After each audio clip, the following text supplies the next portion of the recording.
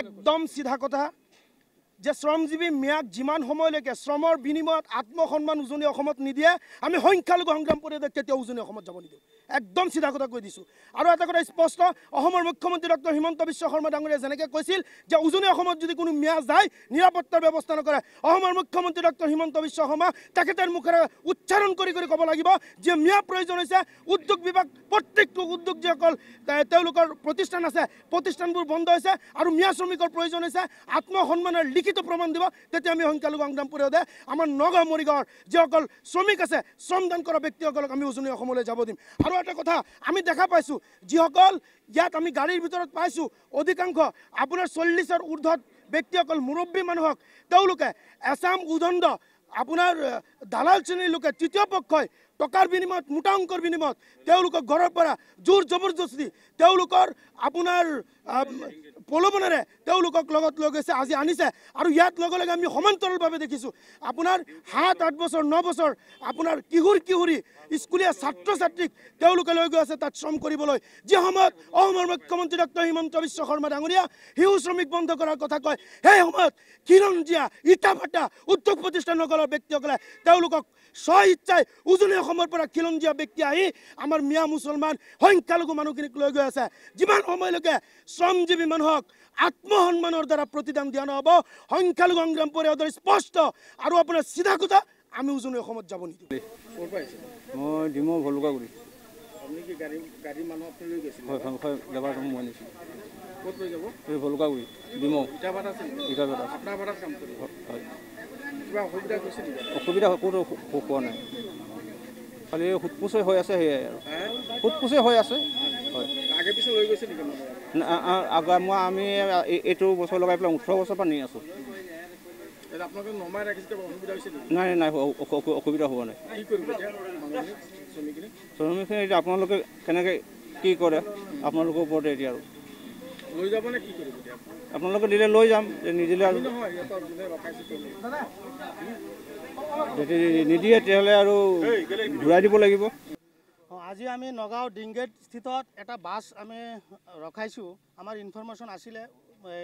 আপোনাৰ মৰিগাঁও বা সেই অঞ্চলৰ পৰা এটা বাছ ভৰ্তি শ্ৰমিকসকল কোনোবা তৃতীয় পক্ষৰ এজন দালাল শ্ৰেণীয়ে উজনি অসমত কাম কৰিবলৈ লৈ যোৱাৰ এটা চেষ্টা অব্যাহত ৰাখিছে আমি ইনফৰমেশ্যন পোৱাৰ লগে লগে আমাৰ সংগ্ৰাম পৰিষদৰ এটি সজাতি তলে আমি ইয়াত ৰখাইছোঁ আৰু সোধপোছ কৰিছোঁ আমি তাতে দেখিছোঁ বেছি সংখ্যক একেবাৰে স্কুলীয়া ছাত্ৰ ছাত্ৰী যে স্কুলীয়া ছাত্ৰ ছাত্ৰী তেওঁলোকক এই ইটাভাটাত কাম কৰিবলৈ লৈ যাব যি সময়ত অসমৰ মাননীয় মুখ্যমন্ত্ৰী ডাঙৰীয়াই শিশু শ্ৰমিক বন্ধ কৰাৰ কাৰণে আপ্ৰাণ চেষ্টা অব্যাহত ৰাখিছে তেনে সময়ত এই একেবাৰে শিশু শ্ৰমিকসকল আৰু শিশু ল'ৰা ছোৱালীসকল উজনি অসমত তেওঁলোকে গৈ ইটাভাটাত যাব আৰু তেওঁলোকৰ স্কুল যিটো শিক্ষা দীক্ষাৰ পৰা বঞ্চিত কৰিছে গতিকে আমাৰ কথা হৈছে আমি এই শ্ৰমিকসকলক বাধা দিয়াৰ আমাৰ অধিকাৰ নাই কিন্তু আজি আমি কিয় বাধা দিছোঁ আপোনালোকে জানে যে অসমৰ মাননীয় মুখ্যমন্ত্ৰী ডাঙৰীয়াই অসমৰ গৃহ বিভাগৰ দায়িত্ব লোৱাৰ পিছত যে সিদিনা ডিঙৰ আলম লৈ উজনি অসমৰ 30টা দল সংগঠনে যেতিয়া আমাৰ সংখ্যালঘু মিয়া শ্ৰমিকসকল উজনি অসমত কৰ্মৰত থকা ব্যক্তিসকলক আপোনাৰ বিভিন্ন ধৰণৰ শাৰীৰিকভাৱে অত্যাচাৰ কৰি যেতিয়া তাৰ পৰা ওলাই দিয়া হ'ল বিভিন্ন ধৰণৰ মান সন্মান নিয়ায় কৰি আজি উজনি অসমৰ পৰা খেদি পঠোৱা হ'ল আৰু তাৰ পিছতে মুখ্যমন্ত্ৰী ডাঙৰীয়াই যেতিয়া উজনি অসমত নামনি অসমৰ শ্ৰমিকসকল কাম কৰিবলৈ গ'লে কোনো ধৰণৰ নিৰাপত্তা নিদিয়াৰ কথা কৈছিল আৰু তেনে সময়ত নামনি অসমৰ বা মধ্য অসমৰ সংখ্যালঘু শ্ৰমিকসকল যেতিয়া উজনি অসমত কাম কৰিবলৈ যাব তেতিয়া যদি কিবা পৰিস্থিতি বেয়া হয় বা কোনো ধৰণৰ শাৰীৰিক অত্যাচাৰ হয় কোনো ধৰণৰ অপ্ৰীতি পৰিস্থিতিৰ সৃষ্টি হয় তেতিয়া ইয়াৰ দায় কোন হ'ব কাৰণ স্বয়ং আমাৰ ৰাজ্যৰ মুখ্যমন্ত্ৰী ডাঙৰীয়াই নিৰাপত্তাৰ ক্ষেত্ৰত যেতিয়া ব্যৰ্থ হৈছে তেখেতে ডাইৰেক্ট মানা কৰি দিছে আৰু তেনে ক্ষেত্ৰত আমি সংখ্যালঘু সংগ্ৰাম পৰিষদে আমাৰ চকুৰ সন্মুখত যে শ্ৰমিকসকল তাত কাম কৰিবলৈ যাব আৰু বিভিন্ন দল সংগঠনৰ পিটন খাব মান সন্মান শেষ হ'ব এইটো আমি সংখ্যালঘু সংগ্ৰাম পৰিষদে কেতিয়াও আমি যাবলৈ দিয়া নহ'ব আৰু যেতিয়ালৈকে 30টা দল সংগঠনে স্পষ্টভাৱে লিখিত প্ৰতিশ্ৰুতি নিদিব আৰু আপোনাৰ মুখ্যমন্ত্ৰী ডাঙৰীয়াই যেতিয়ালৈকে আপোনাৰ প্ৰতিশ্ৰুতি নিদিব যে যেতিয়ালৈকে সেই উজনি অসমত কাম কৰিবলৈ যোৱাৰ পিছত সম্পূৰ্ণভাৱে নিৰাপত্তাৰ দায়িত্ব মুখ্যমন্ত্ৰী ডাঙৰীয়াই ল'ব তেতিয়ালৈকে সন্মানে উজনি অসমত কাম কৰিবলৈ যাব আমি সংখ্যালঘু সংগ্ৰাম পৰিষদে আমি সহযোগ কৰিম তাৰ উপৰিও আমি এটা কথা দুখ আমি এটা কথা অনুভৱ কৰিছোঁ, আজি উজনি অসমৰ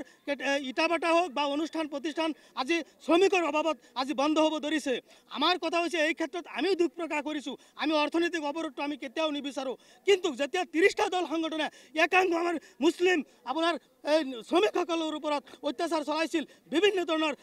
আত্মসন্মান তেওঁলোকৰ সেৱা প্ৰতিপন্ন কৰিছিল, তেতিয়া কিন্তু সেই ইটাভাটাৰ মালিকসকল আৰু বিভিন্ন অনুষ্ঠান প্ৰতিষ্ঠানৰ মালিকসকল কিন্তু এই 30টা দল সংগঠনৰ বিৰুদ্ধে কিন্তু এই প্ৰতিবাদ সাব্যস্ত কৰা নাছিল। আজি যেতিয়া দেখিছে, আজি আমি কথা হ'ল